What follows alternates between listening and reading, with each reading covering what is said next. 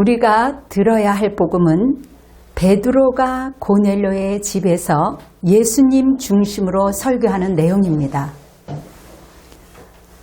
오늘 본문에서 고넬료는 기도의 사람이었고 순종하려는 영적인 태도가 있었던 사람이었습니다. 이탈리아 백부장인 고넬료는 유대인들에게 구제와 선행을 했던 이방인입니다. 하나님은 고넬료와 베드로를 통해서 순종의 사람들을 통해 역사하시는 것을 볼 수가 있습니다. 그리고 고넬료를 하나님께서 그의 구제와 기도를 들으셨기에 하나님은 복된 만남을 갖게 하십니다. 베드로를 만나는 것인데 고넬료는 최초로 베드로에게 세례를 받게 되는 영광을 차지합니다. 그리고 그는 세례를 받은 이후에 그리스도인이 되었습니다. 베드로 또한 고넬료 못지않게 말씀 가운데 순종하는 사람이었기 때문에 하나님의 말씀을 듣고 기도하고 순종하는 사람으로서 즉각 하나님께 순종하는 것이지요. 그런데 베드로가 그 자기가 갖고 있던 유대인의 전통과 그 율법을 벗어버리기에는 쉽지 않았을 겁니다. 베드로가 이방인 고넬료의 집으로 간다는 것은 그 시대에 대단한 것입니다. 유대인으로서 이방인과 가까이 하는 것을 알면 안 되는 것이었어요. 베드로는 손해를 볼 수도 있었습니다. 그러나 성령을 받는 순간 바로 움직이는 사람이었고 행동으로 움직이는 사람이었습니다. 물론 그가 하나님이 주신 환상을 볼 때에 고민했습니다. 그것도 3번이나 하나님 저 못 먹어요. 안 된다니까요. 그렇게 3번씩이나 하나님을 거역했던 사람입니다. 대단한 사람이죠. 이렇게 전통과 문화적인 영향력이 얼마나 큰지 무서운 것이죠. 우리 또한 하나님의 말씀을 듣고 그 말씀을 우리가 전통으로 율법으로 만들려고 하는 것이 있습니다. 믿음으로 구원을 받는 것인데 우리는 뭔가 해야지만 구원을 받는다고 생각합니다. 어떤 것보다 말씀보다 우선이 될 수가 없는 것이죠. 하나님이 없는 사람은 이기적이고 전통적이고 매우 인간적입니다. 그러나 하나님을 체험한 사람은 고민이 되지만 바로 고민하는 그 순간에 하나님은 성령님을 통해서 사람을 통해 역사하시든 또한 자연을 통하시든 어떠한 방법으로든 말씀이든 하나님께서는 여러 가지로 성령을 통해 역사하시는 것을 볼 수가 있습니다. 베드로는 자기의 개념을 다 내려놓고 결정할 수밖에 없었던 것입니다. 베드로의 순종의 근거는 어떠한 체념, 우린 체념 때문에 살아갈 때가 많이 있죠. 또 관계 때문에 억지로 또 하기 싫은 것도 할 수도 있습니다. 하나님의 뜻이 아님에도 불구하고 관계 때문에 어쩔 수 없이 따라가는 것이 인간 아니겠습니까? 그러나 베드로의 순종은 자기의 체념도 관계도 지식도 그 어떤 것도 아니요. 하나님의 명령이기 때문에 순종했던 것입니다. 자기에게 해로울지라도 손해를 본다 할지라도 하나님의 그 받은 사랑이 너무나도 컸기 때문에 그 사랑이 버거워서 견딜 수가 없어서 무엇이든지 순종하려는 의도였습니다. 베드로는 고넬료의 집에서 예수님만을 전했고 이 복음을 듣는 일가 친척들이 그 말씀을 듣고 올바른 바른 복음의 그 말씀을 듣고 성령을 체험한 것입니다. 믿음의 그 경배와 찬양의 대상이신 그 하나님께 경배하는 것입니다.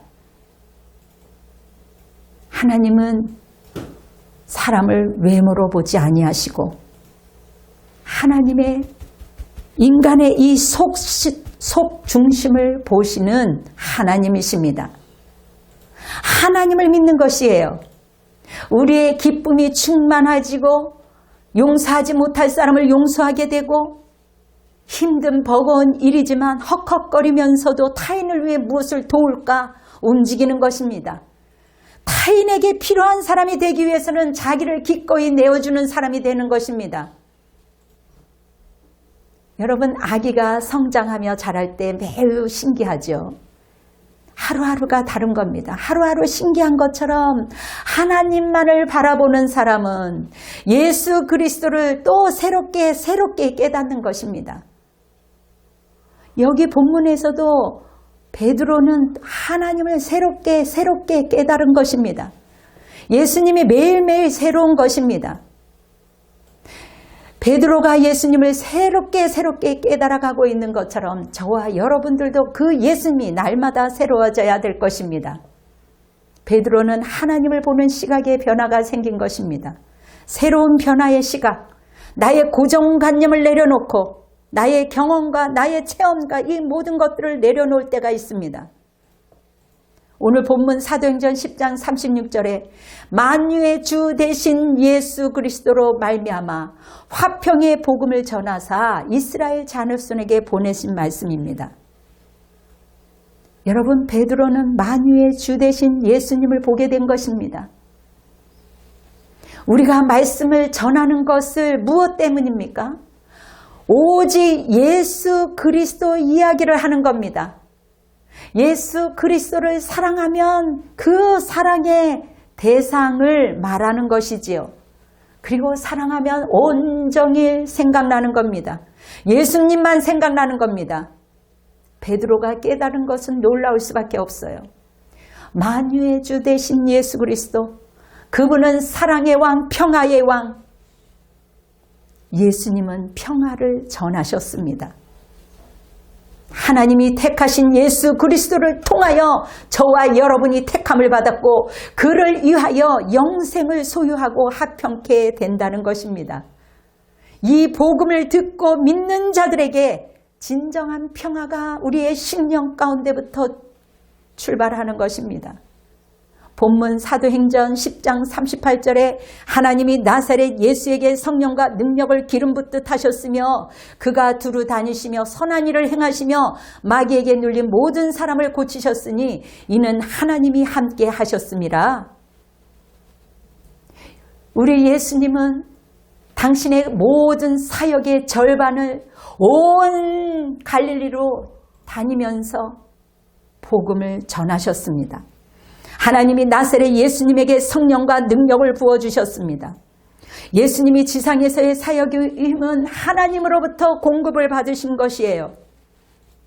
그러므로 하나님이 하셨던 모든 일은 선하신 것입니다. 시간과 공간 속에서 화평케 하는 것은 여러분 선한 것입니다. 여러분들이 다른 사람들을 향하여 선하게 행동하고 선하게 말하는 것, 그것은 다른 사람들을 화평케 하는 것이며 화평케 하는 자는 곧 하나님의 아들인 것입니다. 그러나 역으로 마귀는 분열을 갖다 줍니다. 내가 나를 무너뜨리고 나를 미워하게 만들기도 해요. 분열은 결코 마귀가 우리에게 공격하는 무기입니다. 우리를 죽이는 무기지요. 어떤 사람들은 책임감 없이 쉽게 남의 일이라고 쉽게 말을 던져버립니다. 생각 없이 말을 던지는 것은 분열을 갖다 주는 것입니다. 하나님이 우리에게 주신 것은 화평케 하는 것입니다. 화목을 위해 일하시는 것 쉽지 않으셨습니다. 화평은 죽음을 따르게 했습니다. 십자가를 지게 하셨습니다. 여러분, 우리도 다른 이들을 화평케 하기 위해서 나를 내어주는 것 죽을 만큼 힘들지요. 희생과 정성을 감당할 몫입니다. 손과 발이 부지런해야 됩니다. 여러분, 분열은 말로 심어요. 행동하지 않는 겁니다. 행동하는 사람조차도 뭐 그렇게까지 해? 그렇게 반대하는 것입니다. 그러나 하나님은 죽음이라는 대가를 치르셨습니다. 제가 들어오면서 화평이 깨어지게 된 거예요. 예수 그리스도는 착한 일을 행하고 마귀를 쫓아내신 그분이 생생하게 나타나는 겁니다. 그런 그런 그분이 지금도 살아계셔요. 여러분이 증인이 되시기를 바랍니다. 오늘 이 자리에 하나님의 증인으로 세워졌습니다. 여러분, 우리는 너무 거리를 두고 예수님을 믿는 거예요. 머리로 잣대로 예수님을, 나의 제한대로 예수님을 믿으니 거기에 무슨 기적과 은혜가 일어나겠습니까? 여러분, 예수 그리스도를 발견하는 순간 나를 발견하는 것이며, 그리고 자기를 발견하는 사람은 예수 그리스도를 증거하는 것이죠. 우리 예수님도 하나님께로부터 기름 부음을 받아서 역사하신 것처럼 우리도 예수님처럼 살아가기 위해서 우리는 하나님께 무릎을 꿇어야 되는 것입니다. 우리가 하나님께 은혜를 충전받지 않으면 아무것도 할 수 없는 것입니다. 우리가 설사 어떠한 일을 한다 할지라도 하나님께서는 도무지 네가 한 일을 모른다라고 말씀하시는 겁니다. 우리가 하나님 앞에 때로는 은혜를 잊기 위해서는 하나님께 처절하게 무릎을 꿇고 엎드리며 간구하며 간절하게 진액을 쏟는 기도를 할 때에 하나님께서 저와 여러분의 그 기도를 외면하지 않으시는 줄 믿습니다. 우리 주님은 우리가 간절히 기도할 때에 땀방울이 피로 변한 것처럼 기도하셨습니다. 땀방울이 핏방울이 되도록 죽기 살기로 기도한 것입니다. 우리 주님의 사랑은 깊고 넓고 크기에 순종의 피를 우리를 위하여 다 부으셨습니다. 다 흘려주셨습니다. 우리 예수님은 한적한 곳에서 성부 하나님과 교제를 하셨습니다. 여러분, 어려운 일을 앞에 두고 기도하지 않는 어리석은 사람들이 너무나도 많이 있습니다. 십자가의 고난을 앞에 두고 이제는 매 순간마다 하나님의 도움을 구하는 예수님을 상상해 보십시오. 여러분, 간구하고 심령을 통보할 때 여러분 모르는 사이에 우리에게 하나님이 부어주시는 은혜가 있습니다. 주님의 말씀의 은총을 하나님께서 허락하시고 사역의 영생의 기름을 부으셔서 허락하시는 것을 볼 수 있습니다. 돕는 자를 손에 붙이시며 하나님께서 하시는 일은 놀라운 일이에요. 요한복음 10장 30절에 나와 아버지는 하나이라 하신데, 여러분, 예수님은 아버지와 친밀한 관계를 가지셨습니다. 여러분, 그 고대시대에 하나님과 아버지와 아들과 친밀한 관계를 가졌다? 매우 어려운 일이었습니다. 우리나라도 제 시대 지금은 조금 다르지만 아버지와 아들이 그렇게 친밀한 관계를 가진 사람들이 흔치 않았습니다.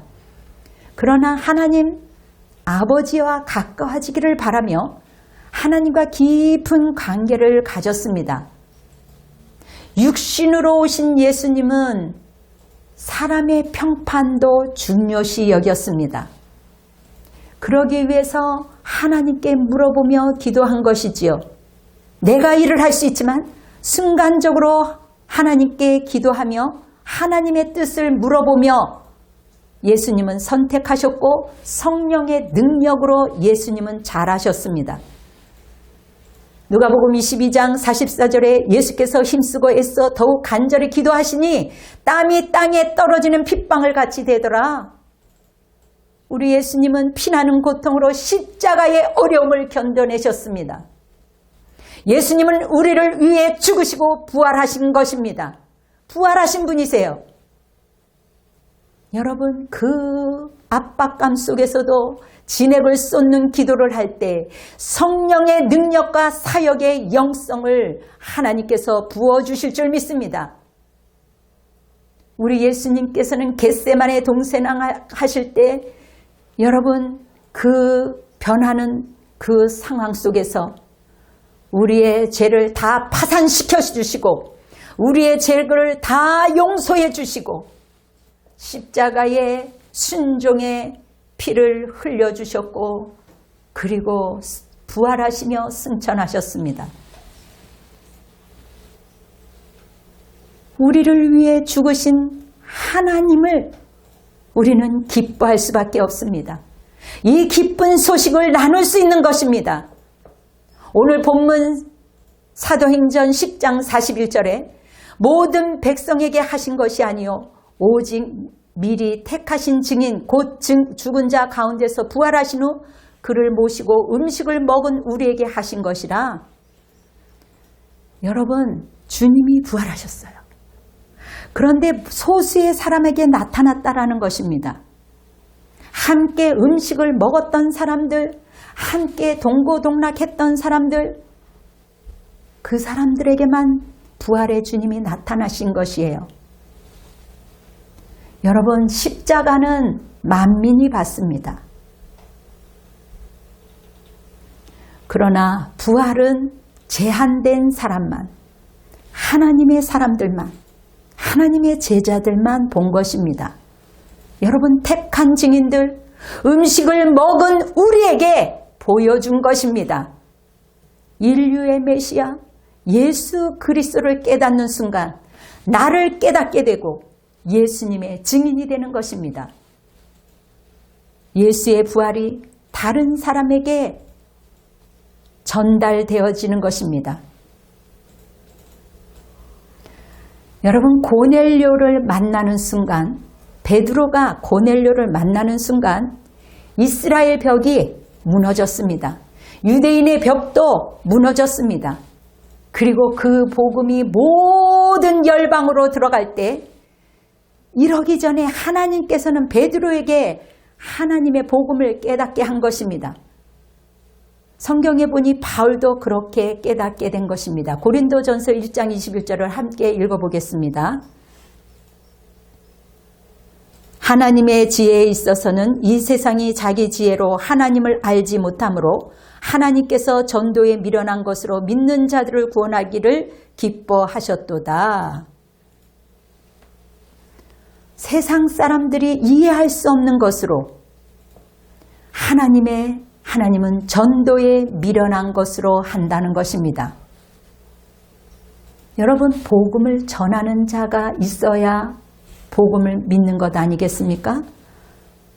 복음을 가진 자만이, 생명을 누린 자만이, 하나님을 경험한 사람, 체험한 사람만이, 내 안에 예수님이 있는 사람이, 부활의 신앙을 가진 사람이 복음을 전하는 것입니다. 부활의 능력은 화평의 능력으로 설명하셨습니다. 그리스도가 원하는 것이 뭘까요? 아니면 내가 원하는 것이 뭘까요? 답은 다양해질 수 있습니다. 오늘을 살아가는 여러분은 어떠한 삶을 살아가기를 원하십니까?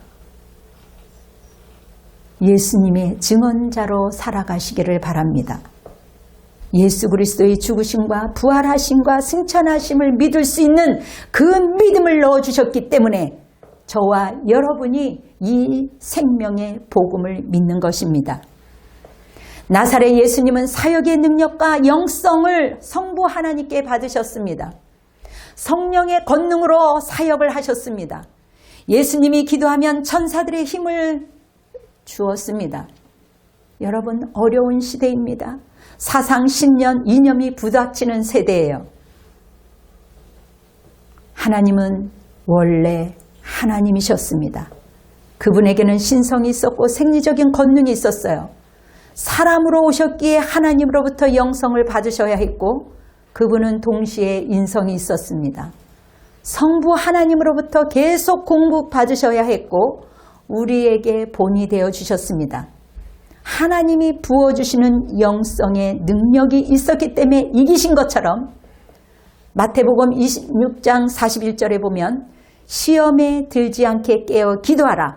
마음에는 원이로되 육신이 약하도다 하시고 여러분, 우리 또한 시험에 들지 않도록 기도해야 할 것입니다.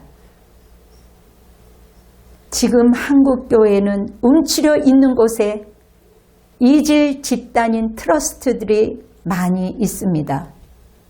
어려운 시대라고 말합니다. 사상이 다릅니다. 신념이 다릅니다. 이념이 부딪히는 세대입니다. 여러분, 그 이념보다 그 신념보다 하나님의 주신 생각이 맞는지 다시 생각하고 기도하고 하나님께 물어봐야 할 것입니다. 특히 정확한 분별력을 갖고 시험에 들지 않기 위해 기도해야 할 것입니다. 그러기 위해서는 하나님과 친밀한 관계를 가지셔야 됩니다. 하나님의 뜻을 구하기 위해서 엎드려 기도해야 하는 것입니다. 예수님은 지칠 줄 몰랐습니다. 사역의 능력에 힘을 받으시고 사역의 영성을 계속 공급받으셨기에 기도를 통해서 그 십자가에서 고난을 이길 정도의 그 능력을 받으시고 우리를 위하여 십자가에 못 박혀 죽으시고 마귀를 이기시고 우리에게 복음을 넣어주셨습니다. 이러한 생명의 복음, 생명의 빅뉴스가 우리를 변하게 하신 겁니다. 예수 이름에는 제사함이 있기에 예수 그리스도의 보혈로 우리는 깨끗해지셨습니다. 우리 하나님이 다 이루어 놓으신 것입니다. 여러분, 재미있는 것은 고넬료와 베드로는 서로가 잘 모르는 사람이었습니다. 두 사람이 왜 만나야 하는지 그것조차 잘 몰랐습니다. 여러분, 하나님의 일은 다 몰라도 알지 못해도 하는 겁니다. 성경이 말하는 것은 고넬료의 기도와 구제를 들으셨다라는 것입니다. 여러분들의 그 기도와 구제, 성빈에게, 고아와 가부에게, 어려운 사람에게 구제하는 것, 우리 주님께서는 다 보고 계시는 하나님이십니다. 그리고 베드로의 순종을 통해서 그의 편견과 전통과 율법을 깨고 그거에 순종하는 것을 통해서 오늘 고넬료에서 여러분 상상해 보십시오. 베드로가 예수 그리스도의 복음을 전하는 겁니다.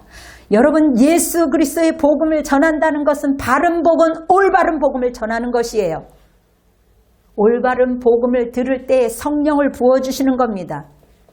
능력의 복음, 바른 복음을 듣고 우리가 배우고 깨달으면서 그렇게 할 때 영향력 있는 사람으로 살아갈 수 있는 것입니다.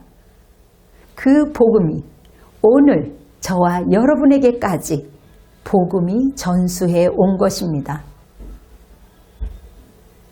여러분, 복음의 핵심은 예수님이어야 합니다. 베드로의 설교는 오직 예수를 증언한 설교였습니다. 예수님만을 증언했어요. 우리의 설교도 예수님을 중심으로, 하나님을 중심으로, 하나님이 하신 일들을 우리가 설교해야 할 것입니다. 우리는 증인된 삶으로 살아가기 때문이에요. 우리가 예수님의 뜻을 어떻게 다 알고 믿겠습니까? 베드로도 고넬료도 다 알지 못했습니다. 만나고 나서야 성령님이 이렇게 하셨구나, 그렇게 생각나는 것이지요. 잘 모르지만 따라가는 것입니다. 순종하는 거예요. 여러분, 순종하는데 순종의 내용을 보고 순종하는 겁니까? 하나님의 명령, 인격 자체만 있는 겁니다. 하나님이 지시하는 것, 그 지시하는 것 믿고 가는 것입니다. 아브라함이 갈 바를 알지 못했어요. 어디로 가야 되는지 알지 못합니다. 우리가 다 알고 다 보고 가는 것, 거기에는 복이 없는 거예요. 갈 바를 알지 못하지만 성령님이 하라 하시니 한 발 내딛는 것입니다. 법궤를 들고 성령을 들고 한 발 한 발 움직일 때 우리에게 살 길이 열리는 것입니다. 그게 복이에요. 여러분, 이렇게 할 때 신앙에 흥분이 생기는 겁니다. 그리고 모험을 하게 돼요. 어제도 기적처럼 역사했던 하나님이 오늘도 기적처럼 역사하실 것을 기대하며 여러분, 모험을 하는 것입니다. 하나님을 바라보게 되는 겁니다. 어려운 상황 속에서도, 말도 안 되는 환경 속에서도 하나님을 신실하게 믿고 나아가는 것입니다.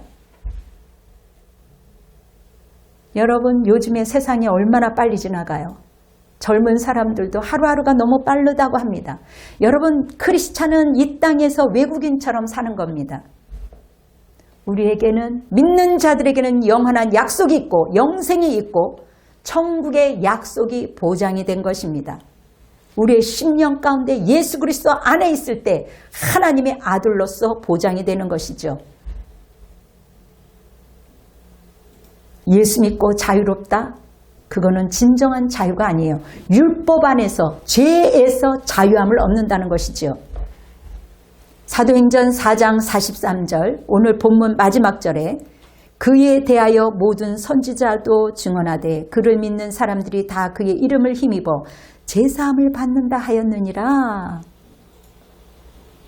여러분, 예수 그리스도의 빅뉴스, 예수의 이름을 힘입어 우리는 제사함을 받은 것입니다. 제사함을 받는 것이에요. 이게 빅뉴스입니다.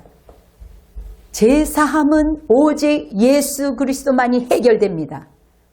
다른 데 구원이 있다면 우리가 전할 필요가 없는 것입니다. 그러므로 예수 그리스도의 절대성을 기억하시기 바랍니다. 이것이 신앙의 핵심입니다. 복음의 빅뉴스입니다. 예수 그리스도만 믿어야만 예수 그리스도, 오직 그 안에 구원이 있는 것입니다. 자유가 있는 것입니다. 진리가 있는 것입니다. 진리가 너희를 자유케 하리니. 그러므로 그리스도에는 구원받을 만한 이름이 없는 것이지요. 다른 이름이 없다고 성경은 기록되어 있습니다.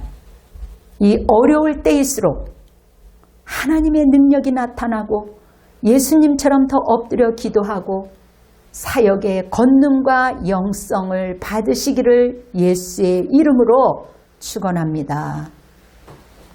기도하겠습니다. 사랑이 많으신 여호와 하나님 아버지, 복음의 릴레이가 우리 가운데 그 전수가 이루어질 수 있도록 주님 도와주시옵소서.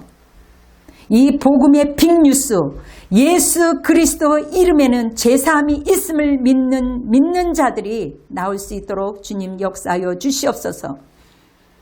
하나님, 한국교회의 이미지 메이킹이 회복될 수 있도록 하나님 역사하시며 은혜와 사랑을 더 허락하여 주셔서 하나님의 영혼을 품을 수 있는 용량을 더 허락하여 주시옵소서.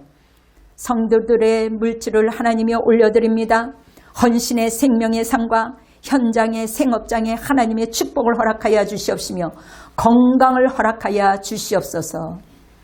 이제는 우리 주 예수 그리스도의 은혜와 성령님의 감화 감동하심과 하나님의 아버지의 극진하신 그 사랑이 부활의 신앙을 갖고 돌아가는 우리 분당 주신교회 성도들과 가족들 머리 위에 위정자들과 국군 장병들과 열방 위에 지금으로부터 영원토록 함께할지어다.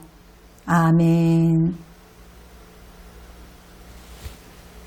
하나님께 영광의 박수를 올려드리겠습니다. 감사합니다. 할렐루야. 여러분 승리하십시오. 구독 눌러주시고요. 감사합니다.